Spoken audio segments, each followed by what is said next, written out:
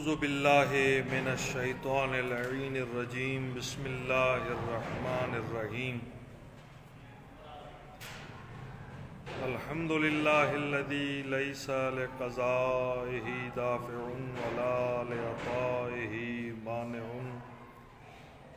ولا كصنعہ صنع صانع وهو الجواد الواسع فطر اجناس البدائع واتقنا بحکمته الصنائع جازی كل صانع ورائش كل قانع وراحم كل زارع منزل المنافع والكتاب الجامع بالنور الساطع وهو للدعوات سامع وللجبابرة قامع ولا الہ غیرہ ولا شیء یعدلہ ولیس کمثلہ شیء وہو السمیع البصیر العلیم الخبیر وہو علی کل شیء قدیر ثم الصلاة والسلام والتحیۃ والاکرام علی سیدنا ومولانا وشفیع ذنوبنا مولانا ابوالقاسم المصطفى محمد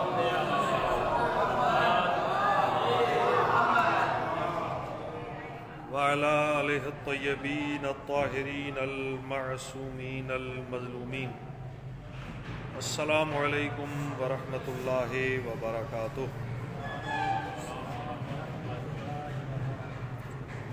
ماہ مبارک شعبان کا آخری جمعہ ہے اور ماہ مبارک رمضان کا آغاز ہو رہا ہے۔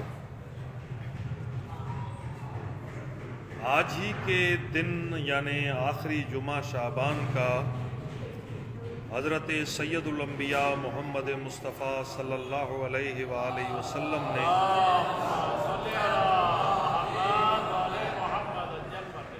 ایک خطبہ ارشاد فرمایا جسے شیخ صدوق رحمۃ اللہ علیہ نے معتبر سند کے ساتھ امام علی رضا علیہ السلام سے بیان کیا ہے۔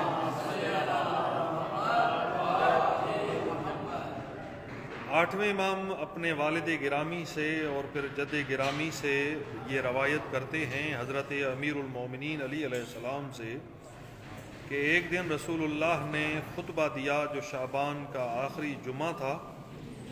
فرمایا ایھا الناس انہ قد اقبل الیکم شہر اللہ بالبرکۃ والرحمۃ والمغفرہ، لوگو بے شک اللہ کا مہینہ تمہارے پاس آ رہا ہے اپنی برکتیں لے کر، اپنی رحمتیں لے کر اور مغفرت لے کر۔ یہ مہینہ برکت کا مہینہ ہے، یہ مہینہ رحمت کا مہینہ ہے، یہ مہینہ مغفرت کا مہینہ ہے۔ شہر هو عند اللہ افضل الشہور، وہ مہینہ کہ جو اللہ کے نزدیک تمام مہینوں سے افضل ہے، جس کی سب سے زیادہ فضیلت ہے، سال کے تمام مہینوں سے بڑھ کر ہے۔ وَأَيَّامُهُ أَفْضَلُ الْأَيَّامِ وَاللَّيَالِيهِ أَفْضَلُ اللَّيَالِي، اس کے دن تمام دنوں سے بہتر ہیں، اس کی راتیں سال کی تمام راتوں سے بہتر ہیں۔ وَسَاعَاتُهُ أَفْضَلُ السَّاعَات، اس کی گھڑیاں لحظے لمحے سال کی گھڑیوں لحظوں لمحوں سے افضل ہیں۔ هو شہر دعیتم فیہ الی ضیافۃ اللہ، وہ مہینہ کہ جس میں تمہیں اللہ نے اپنا مہمان بنایا ہے، تمہیں دعوت دی ہے اور تمہیں اپنا مہمان بنایا ہے۔ فرق یہ ہے کہ ہم انسان جب کسی کو دعوت دیتے ہیں، مہمان بناتے ہیں تو کھانا پیش کرتے ہیں، اور اللہ نے جو دعوت دی ہے اس میں کھانے سے روکا ہے۔ لیکن بہرحال لوگ دنیا میں ماہ رمضان میں خدا کے مہمان ہیں۔ اب کوئی خدا کی مہمانی پہ لبیک کہتا ہے، کوئی نہیں کہتا۔ دعوت عام ہے، سب کے لیے ہے۔ جو روزہ رکھتا ہے اس کے لیے بھی دعوت ہے، جو روزہ توڑتا ہے اس کے لیے بھی دعوت ہے، جو مسلمان ہے اس کو بھی دعوت ہے، جو ہندو ہے اس کو بھی دعوت ہے۔ دعوت عام ہے، لیکن کچھ لوگ اس دعوت پر لبیک کہتے ہیں اور خدا کے مہمان بنتے ہیں، اور کچھ لوگ خدا کی دعوت کو نعوذ باللہ ٹھکرا دیتے ہیں۔ لیکن بہرحال ہوا شہر دعیتم فیہ الی ضیافۃ اللہ، سید الانبیاء فرماتے ہیں یہ وہ مہینہ ہے کہ جس میں تم اللہ کے مہمان ہو، خدا کی ضیافت میں تمہیں بلایا گیا ہے، مہمانی میں۔ وَجُعِلْتُمْ فِيهِ مِنْ أَهْلِ كَرَامَةِ اللَّهِ، اللہ چاہتا ہے کہ اس مہینے میں تمہیں عزت اور عظمت عطا کرے۔ اس کے بعد فرماتے ہیں کہ انفاسکم فیہ تسبیح، اس مہینے میں جو تمہارے سانس لینا ہے وہ تسبیح کے برابر ہے، تسبیح کے برابر ہے سانس لینا۔ وَنَوْمُكُمْ فِيهِ عِبَادَةٌ، اور اس مہینے میں تمہارا سو جانا عبادت کے برابر ہے۔ نَوْمُكُمْ فِيهِ عِبَادَةٌ وَعَمَلُكُمْ فِيهِ مَقْبُولٌ، اور اس میں جو تمہارے عمل ہیں وہ مقبول ہیں، وہ خدا کی بارگاہ میں قبول ہوتے ہیں اس مہینے میں۔ وَدُعَاؤُكُمْ فِيهِ مُسْتَجَابٌ، اس میں تمہاری دعائیں استجابت کی منزل پہ پہنچتی ہیں، قبول ہوتی ہیں دعائیں۔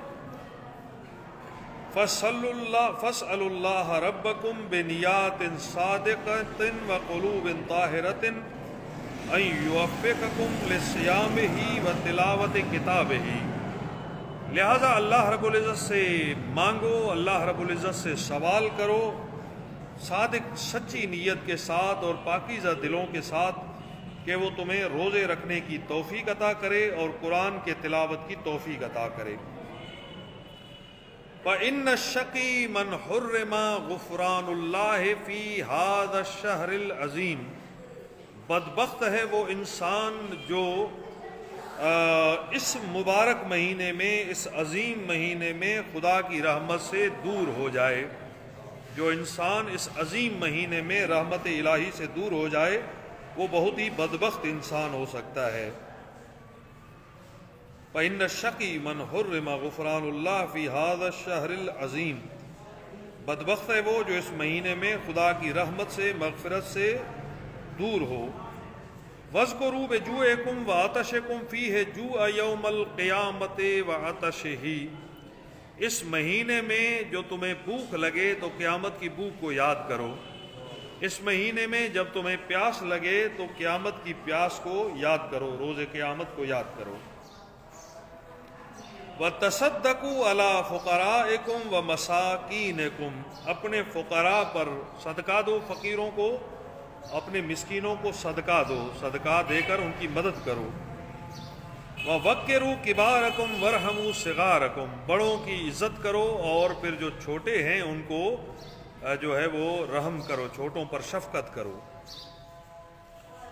وَصِلُوا أَرْحَامَكُمْ، اور جو تمہارے رشتہ دار ہیں ان کے ساتھ صلہ رحم کرو، ان کے ساتھ صلہ رحمی سے کام لو۔ وَاحْفِظُوا أَلْسِنَتَكُمْ، اور اس مہینے میں جو آپ کی زبان ہے اس کو جو ہے اپنی حفاظت میں رکھو۔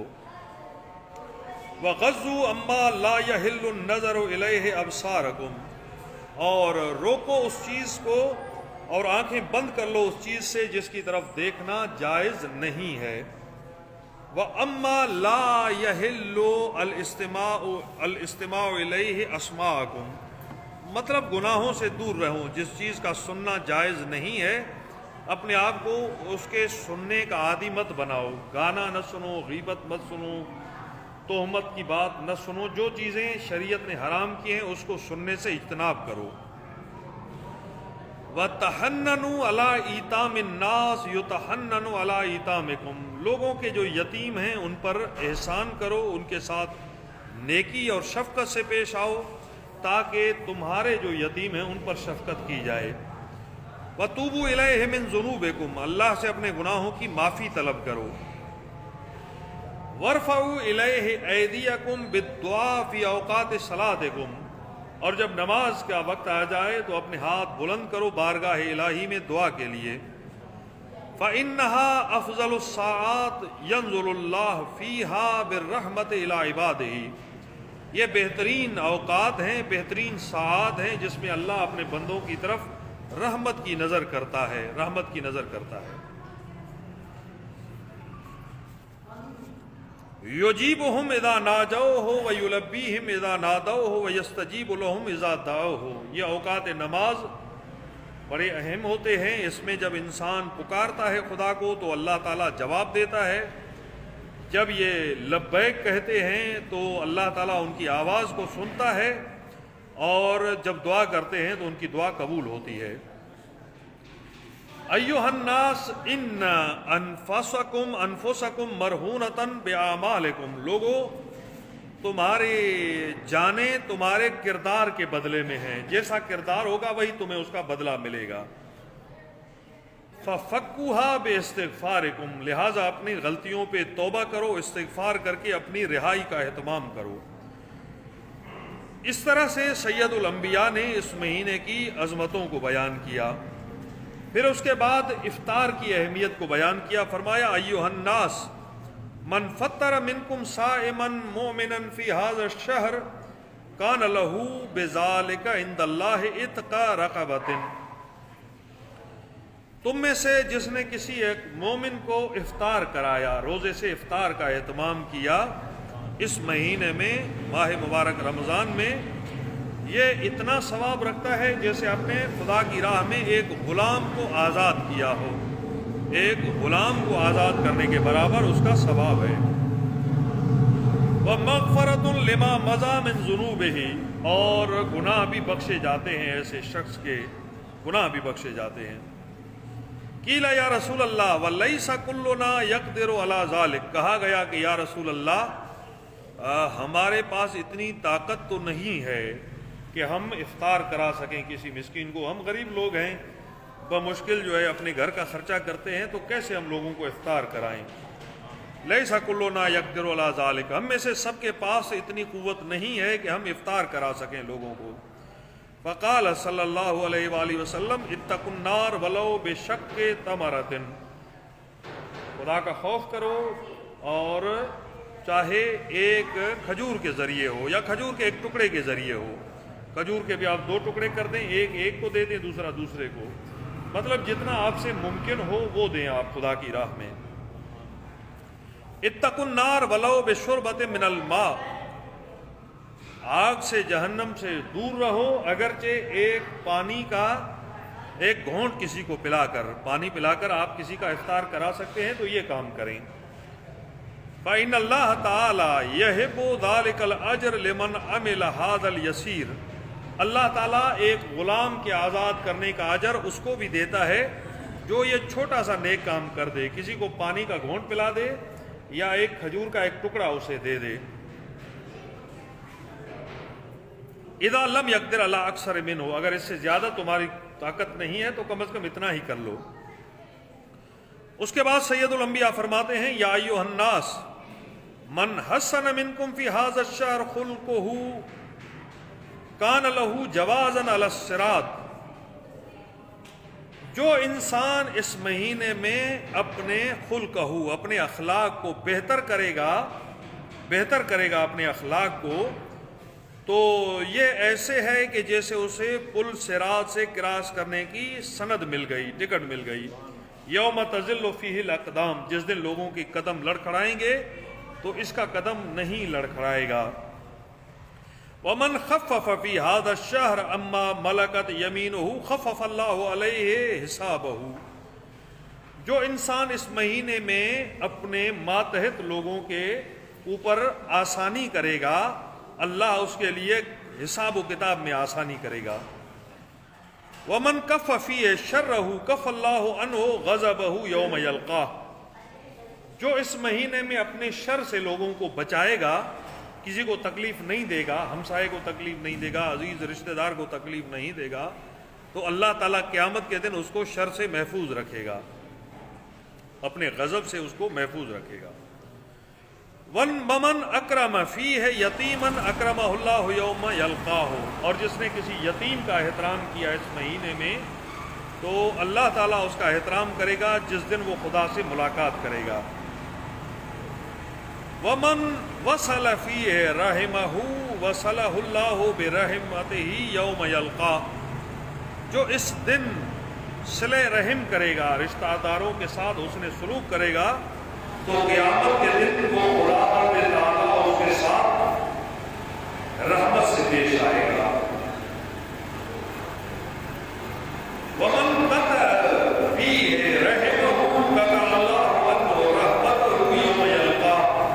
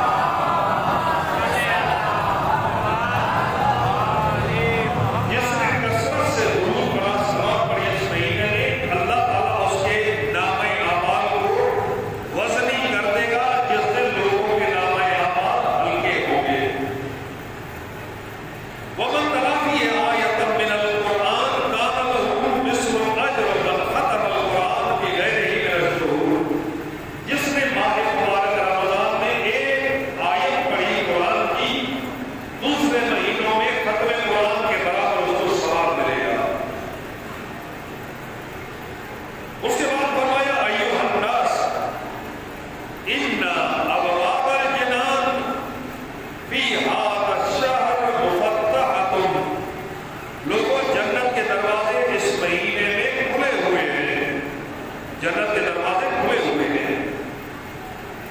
وَاسْأَلُوا اللَّهَ وَاسْأَلُوا رَبَّكُمْ اللہ یغلقها علیکم.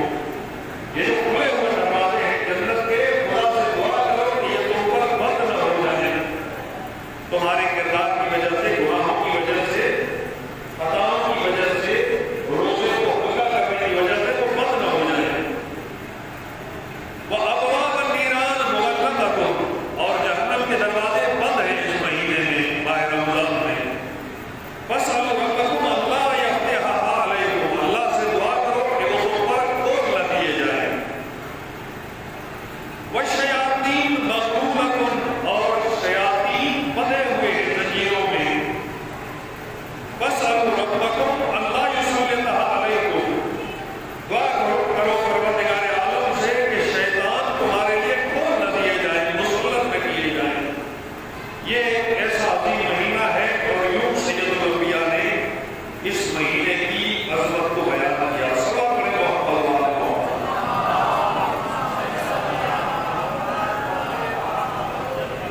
لہٰذا ہمیں چاہیے کہ ماہ مبارک رمضان میں روزوں کے حوالے سے اہمیت دیں. خدا کی عبادت اور بندگی کو چھوٹے چھوٹے بہانے، گرمی زیادہ ہے، دن بڑے ہیں، روزے میں تکلیف ہوتی ہے. کیوں تکلیف ہوتی ہے؟ کیوں روزے سے تکلیف ہوتی ہے؟ اگر شیطان کا کنٹرول نہیں ہے مجھ پر تو کیوں اس روزے سے تکلیف ہوتی ہے؟ نفس ہمارا کا پتہ میں نہیں ہو تو کیوں روزہ مجھے تکلیف دے گا؟ روزہ تکلیف اس کو دے گا جو شیطان کا بندہ ہے، خدا کا بندہ نہیں ہے. اس کو کوئی تکلیف نہیں ہوگی جو خدا کا بندہ ہے، جو خدا کی عبادت اور بندگی کرتا ہے. ٹھیک ہے، انسان کی دلچسپی ہوتی ہے جس کام میں، وہ بہت آسان ہوتا ہے. انسان کو جس کام میں دلچسپی